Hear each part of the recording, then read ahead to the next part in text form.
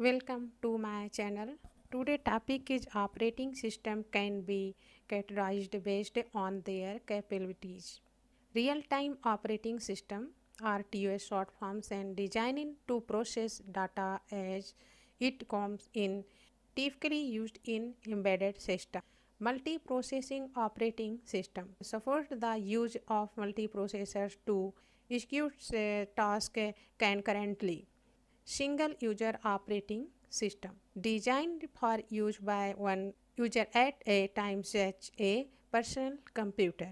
Multi-user operating system allow multiple users to access the computer resource simultaneously like mainframe. Batch operating system execute jobs in batches without user interaction obtain used for data process task। जैसा कि आप जानते हैं कि real time operating system जो है data के आते ही उसे प्रोसेस करने के लिए डिज़ाइन किए गए आमतौर एम्बेडेड सिस्टम में इस्तेमाल होते हैं।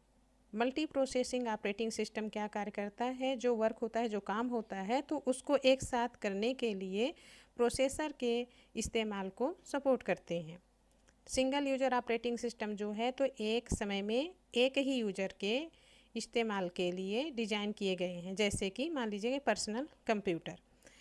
और मल्टी यूजर ऑपरेटिंग सिस्टम जो है तो कई यूजर को एक ही समय में कंप्यूटर के रिसोर्स इस्तेमाल करने के लिए इजाज़त देते हैं, जैसे कि मेन फ्रेम।